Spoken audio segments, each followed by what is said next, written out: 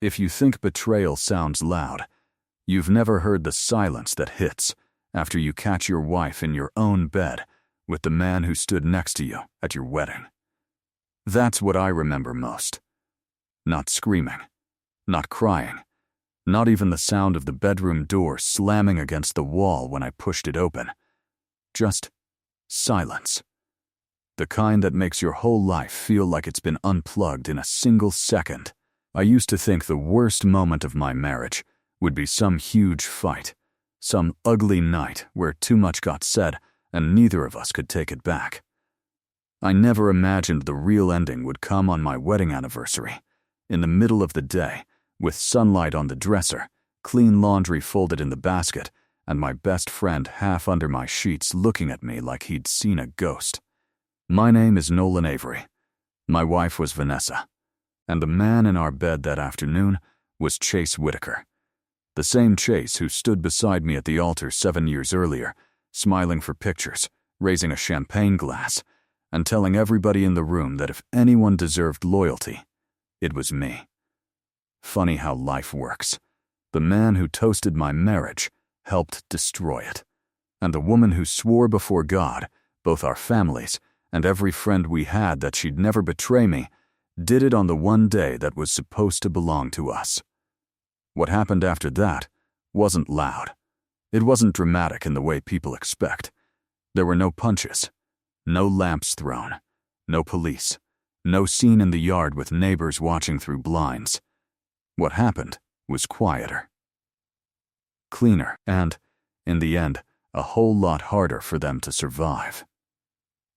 Before I tell you what I did, you need to understand what they destroyed.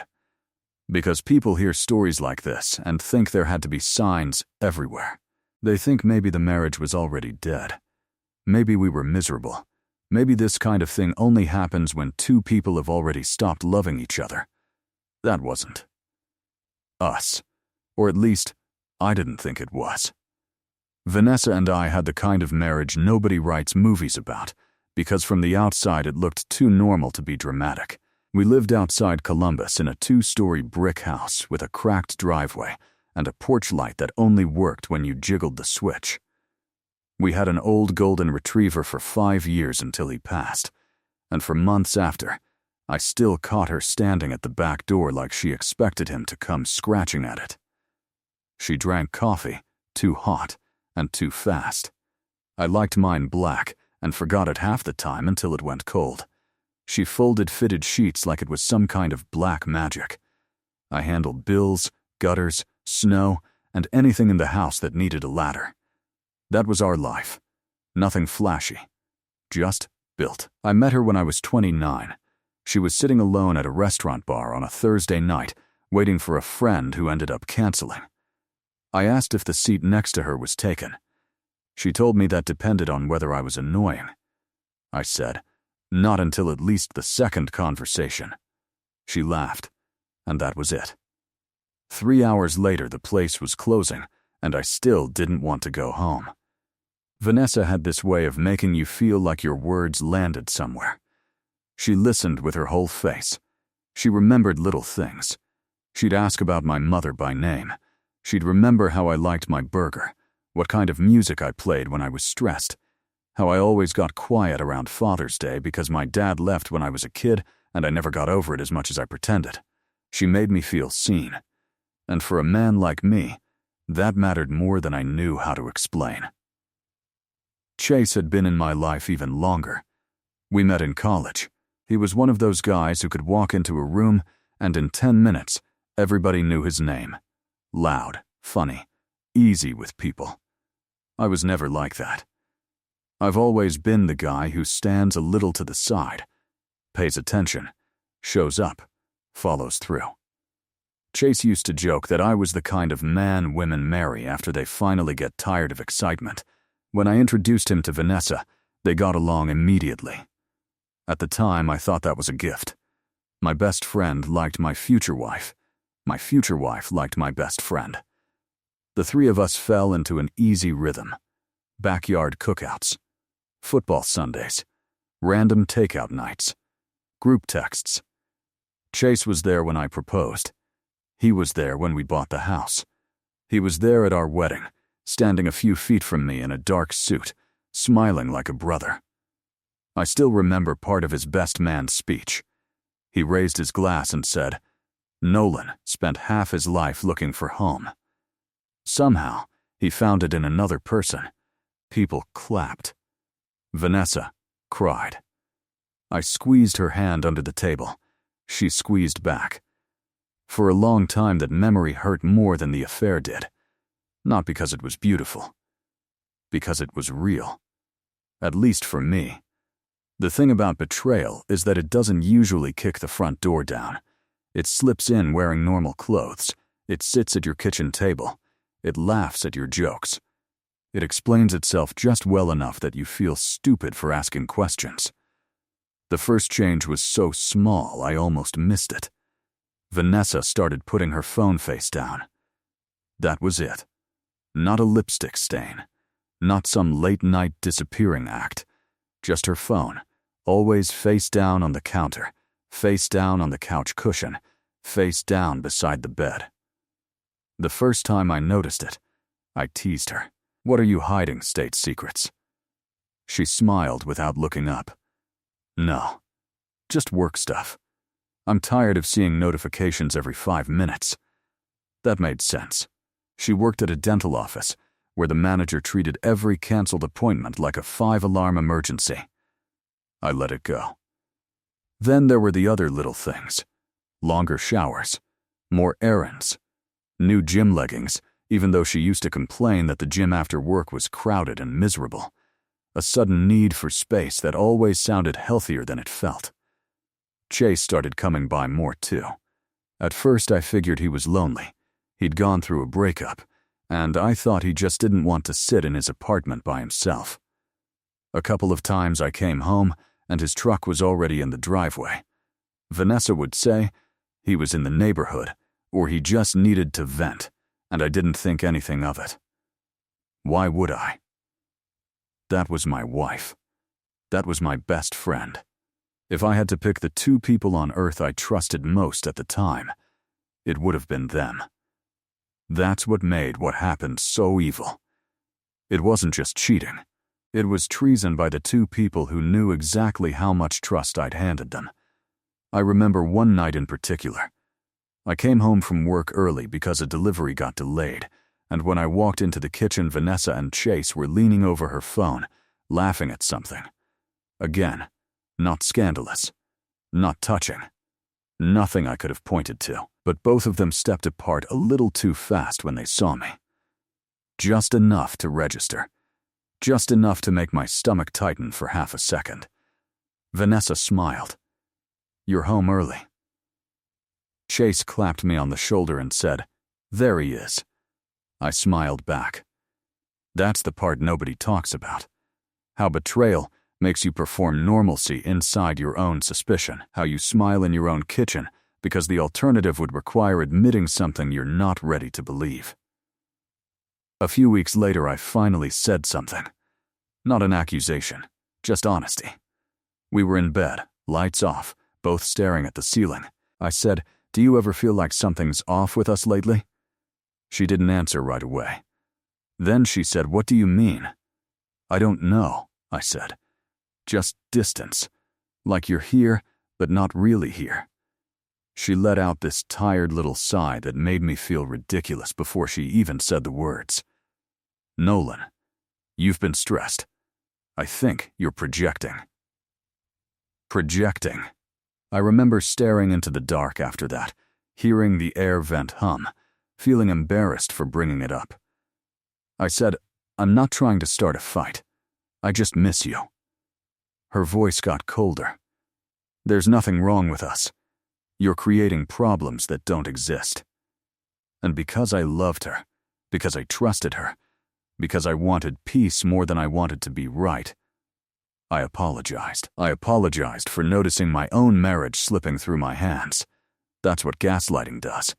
It doesn't just hide the truth. It trains you to distrust the part of yourself that can feel it. Then came the phone call. About 3 weeks before our anniversary, I got rained out on a job and came home early. Her car was in the driveway. The house was quiet except for the washer running.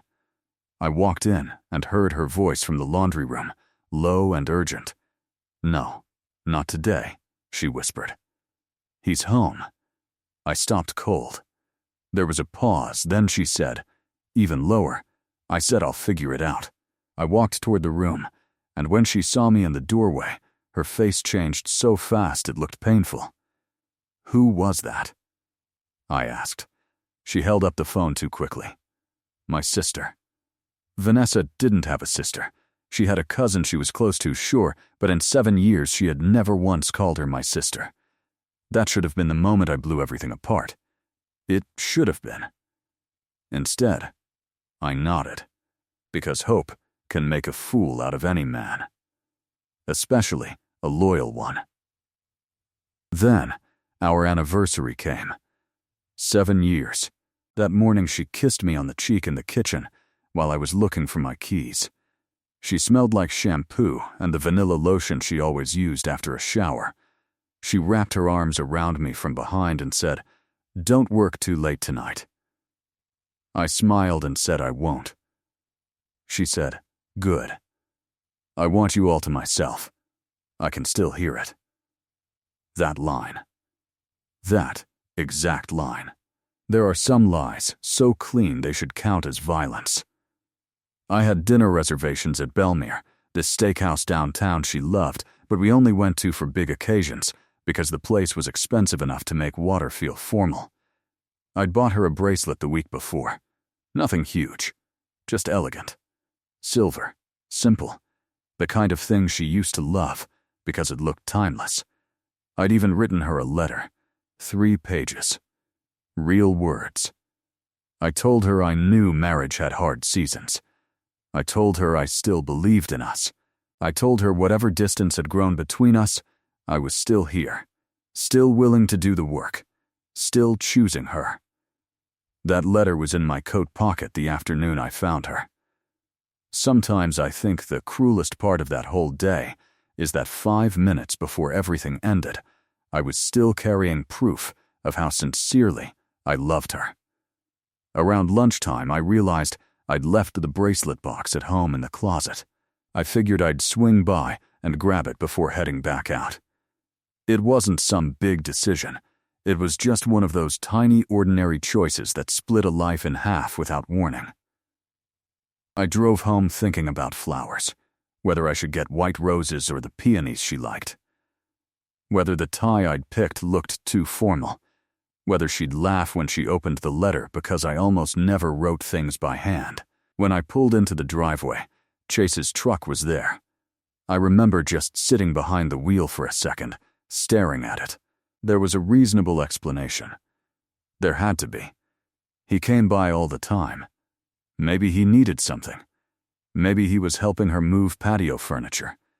Maybe. That's the soundtrack of a man about to be betrayed in real time. I got out of the truck, walked to the front door, unlocked it, and the house felt wrong. Too still.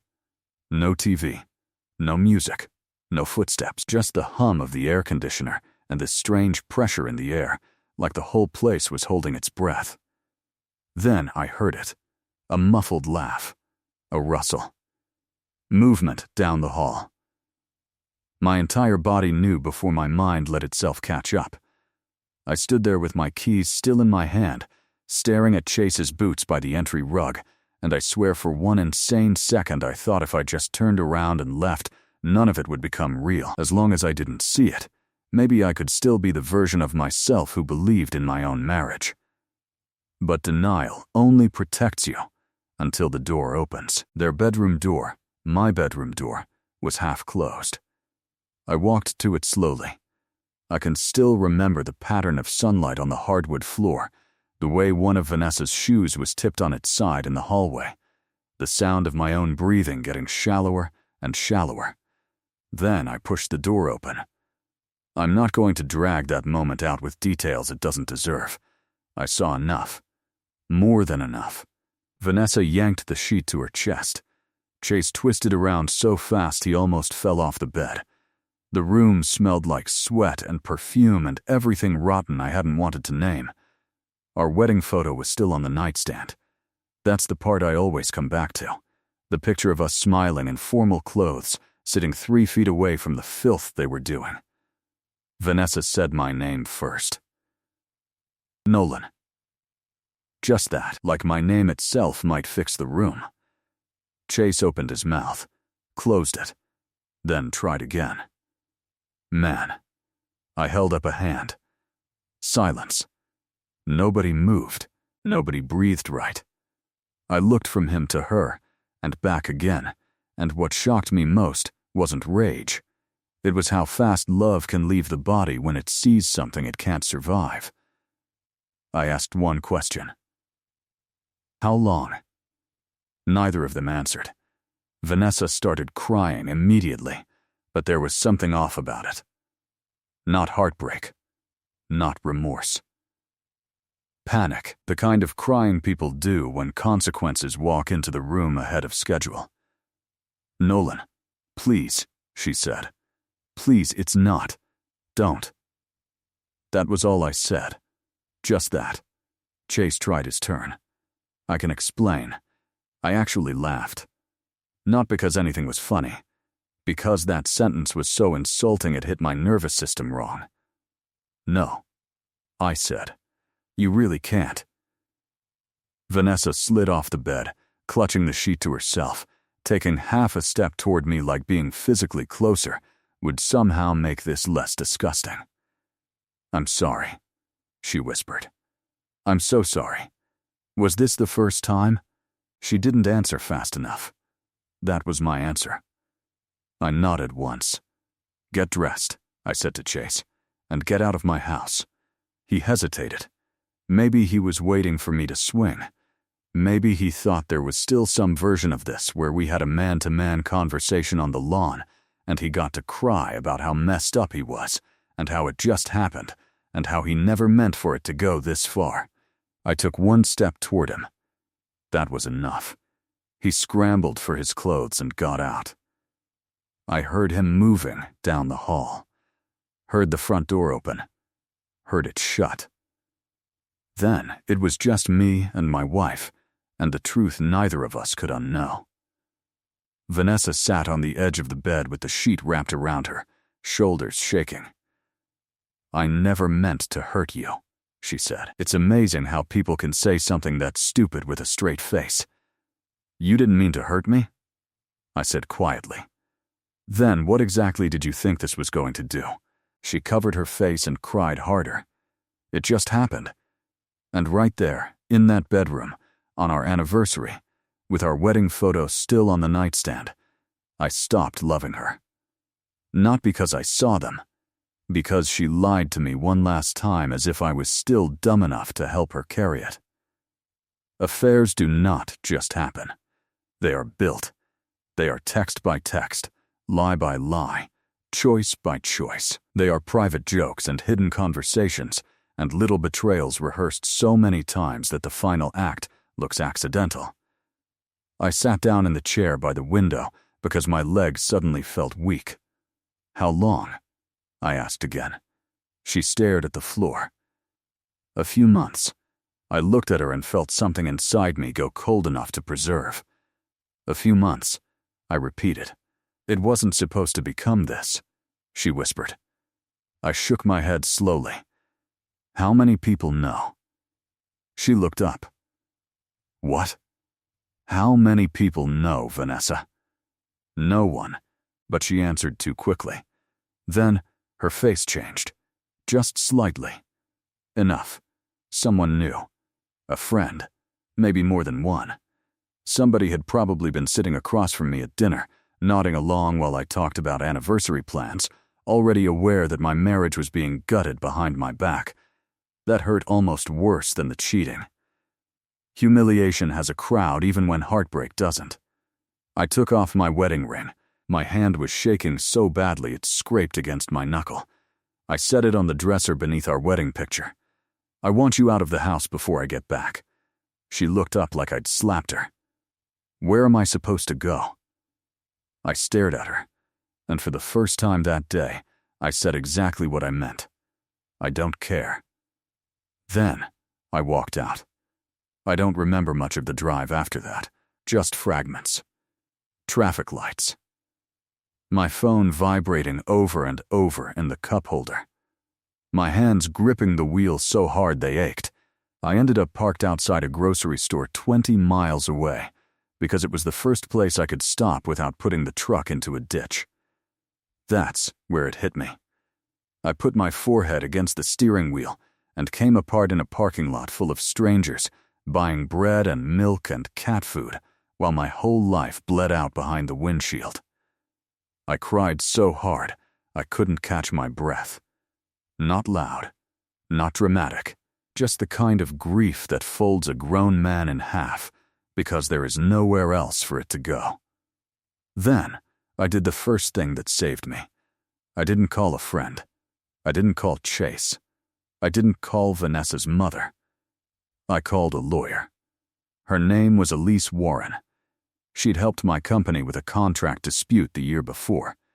I called because I knew if I called someone who loved me, I'd break. I needed somebody useful. She answered on the third ring. Nolan? I swallowed hard and said, "My wife cheated on me." "What do I do first?" Her voice changed instantly. Calm, professional, sharp. "Do you have a prenup?" "Yes." "Infidelity clause?"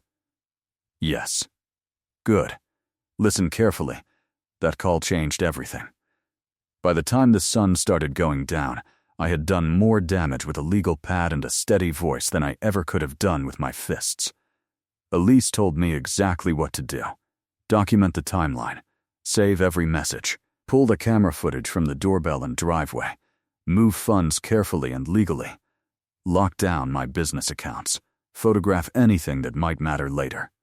Stay calm. Stay factual. Do not threaten. Do not rant. Do not hand them anything that can be turned against you. So I got precise. I saved the footage of Chase arriving at my house while I was at work. I backed up the shared phone records. I changed passwords Vanessa still knew. I photographed the bedroom, because pain fades faster than proof. I forwarded every apology text she sent without answering a single one. By evening, I had a folder of evidence, a lawyer moving on divorce papers, and one thought I couldn't let go of. Belmere. Our anniversary dinner reservation was still on the books, and I decided we were still going. At 5:42, I finally replied to Vanessa. "Be at Belmere at 7. Bring your phone." She answered in less than 10 seconds. "Nolan, please. Please let me explain." I wrote back one more thing. "Be there." That was it. At 6:58, I walked into Belmere in the suit I had picked for our anniversary. The bracelet box was in my pocket. The divorce papers were in a folder under my arm. I had not eaten. I had not slept. But I had never been clearer in my life. Vanessa was already there. She looked wrecked. Eyes swollen. Hair pulled back badly, like she'd done it with shaking hands. No makeup. No smile. No version of the woman I married left on her face. She stood when she saw me. "Nolan, please don't do this here." I looked at her for a long second. "You already did this," I said. "I just chose the table." What she didn't know yet was that I had invited 2 more people, her mother and Chase's father. I didn't want drama. I wanted witnesses. I wanted the truth spoken in front of the last 2 people on earth either of them would want to lie to. Diane, Vanessa's mom, came in first. She looked confused, nervous, already sensing something was wrong. Martin, Chase's father, came a few minutes later wearing the same expression men wear at funerals before they know whose casket it is. No one sat comfortably. No one ordered. The server came by once, saw our faces, and retreated like he understood instinctively that whatever was happening at that table had nothing to do with steak. I took the bracelet box out of my pocket and placed it in front of Vanessa. "For our anniversary," I said. Her lips started trembling immediately. "Please stop." Then I slid the folder beside it. And for the affair, Diane looked at her daughter. What is he talking about? Vanessa shut her eyes. I answered for her. Today I came home and found Vanessa in our bed with Chase. No yelling, no shaking voice, just the truth, clean and sharp. Diane put a hand over her mouth. Martin leaned back slowly like the air had been knocked out of him. Vanessa started crying again, but this time, she wasn't looking at me. She was looking at them. That was all I needed to see. Shame had finally arrived, but not because she broke my heart. Because she was no longer in control of how the story looked. I nudged the papers toward her. Our prenup has an infidelity clause. My attorney drafted these this afternoon. You will get what is legally yours. Nothing more. You will not touch my business. You will not take my house, and you will not rewrite this into something softer than what it was. She stared at me like she didn't know who I was. Maybe she didn't. Maybe the man who loved her died in that bedroom 6 hours earlier. You called a lawyer already? She whispered. I gave a tired little laugh. You were in bed with my best friend on our anniversary. What exactly did you think I was going to do? Diane was crying openly now. Martin looked sick. Vanessa reached for the papers but didn't open them. Nolan, please, she said. Please, don't tell everyone. Don't do that. That's when I pulled out my phone. Earlier that evening, I'd started a group message with family, close friends, and the people most likely to hear some polished lie if I didn't get there first. I typed one message while she watched. Vanessa and I are divorcing. Today I learned she has been having an affair with Chase Whitaker. I won't be discussing private details beyond that, but I won't allow lies to replace facts. Please respect my space while I handle things. Then, I hit send. Her face lost color so fast it was almost frightening. You didn't have to do that, she said. I looked at her. No, I said. You didn't have to do any of this. I stood up, took off my ring, and set it on the table beside the bracelet box she would never wear. Then I gave her the last honest thing I had left. For 7 years, I protected your heart with mine. You used the one man standing beside me at our wedding to break mine. I don't owe you a softer ending. And I walked out. People hear that part and call it revenge. Maybe it was, but it didn't feel triumphant. It felt necessary, like stitching a wound shut before it bleeds into everything else. The weeks after that were ugly in the quiet ways nobody prepares you for. Not dramatic, just brutal. I had to relearn my own house. There were coffee mugs that still felt like her. Towels she bought. Songs she used to sing wrong in the car. A grocery store aisle that made me stop dead one Saturday because her cereal was on sale, and for half a second my body forgot she didn't live in my life anymore. Chase called 3 times. I didn't answer. Then, he sent a long text about how he hated himself, how he'd been in a bad place, how he never meant for it to happen, how our friendship meant everything to him. I blocked him before I finished reading it. Some apologies aren't about healing the person you hurt. They're about easing the guilt you finally got forced to feel. Vanessa tried a different route. Through lawyers, she floated the idea of a conversation, counseling. One private dinner. Closure. The kind of language people use when they don't want to accept that they already spent their last chance. I sent back one sentence. She should have thought about our history before she invited him into it. That ended that. And then the consequences started doing what consequences do when you leave them alone long enough. Friends chose sides. Most chose mine. Not because I campaigned for it. Because some situations don't have 2 respectable versions.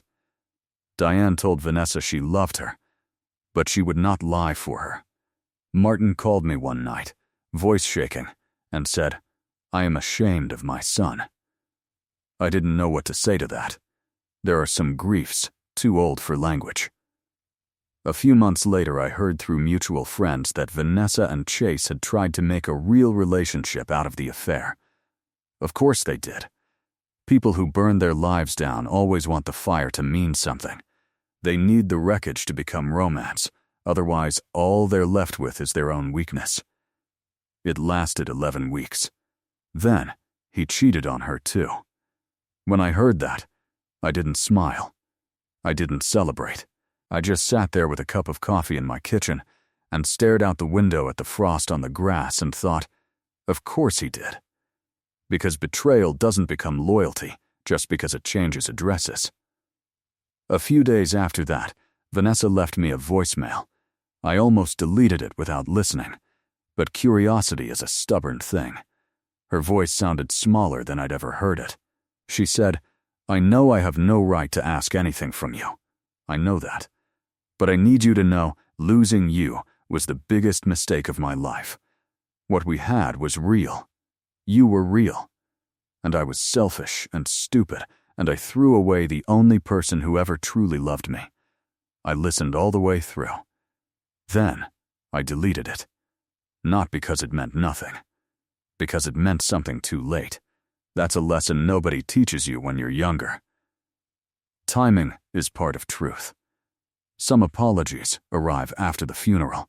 Some realizations show up when the house is already sold and the ring is already gone and the man you broke has already learned how to live without your voice in his mornings.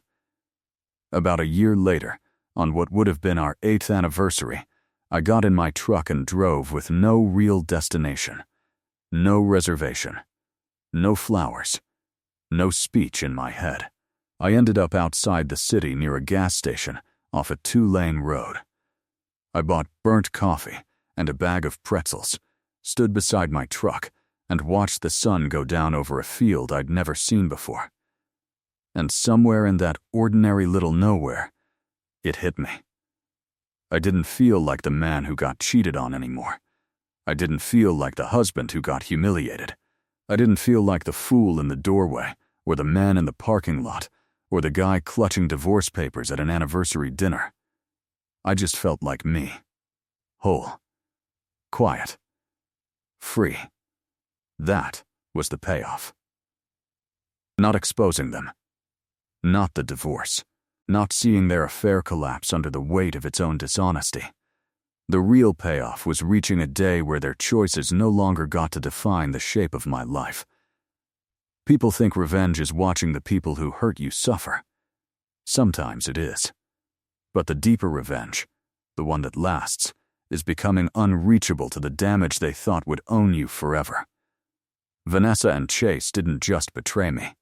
They watched me trust them and treated that trust like it was disposable. They mistook my loyalty for weakness. They confused my calm for blindness. They thought because I loved hard, I would break easy. They were wrong. I broke. Then, I rebuilt. And I rebuilt in a way that left no door open behind me. That's why I never answered Chase.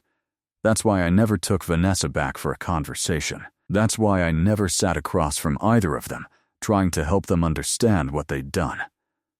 Some people understand perfectly. They just don't care until the cost reaches them personally. And by then, it's too late. If I'm being honest, there were nights after all of it when I still missed her. Not the woman from that bedroom. Not the liar. Not the coward. I missed the version of her I thought I had, the one who squeezed my hand under the table during speeches, the one who leaned against me in grocery store lines, the one who kissed me on the cheek before work and made me think ordinary love was safe. That's the part betrayal steals from you. Not just the relationship, the meaning of the memories. But even that fades eventually. Or maybe it doesn't fade. Maybe it just stops owning you. Maybe one day you remember, and it feels less like a knife and more like whether you survived. I still think about that morning sometimes. Her arms around me in the kitchen. Her voice in my ear. Don't work too late. I want you all to myself, and every time I think about it, I realize the same thing. The cruelest people are not always the loudest. Sometimes they're the ones who smile softly while they ruin you in private. But if there's one thing I know now, it's this. A shattered life does not end at the moment of impact. It begins again in the moments after. In the choices you make when rage would be easier. In the dignity you keep when humiliation tries to drag you lower. In the silence where you decide whether pain will make you reckless or precise. I chose precise. I chose truth. I chose consequences. And in the end, that hurt them more than any screaming ever could. Because the day I caught them, I lost a wife and a best friend. But they lost something bigger. They lost the one person in the room who had ever loved them without calculation. And when that kind of love walks out for good, it does not come back. Ever.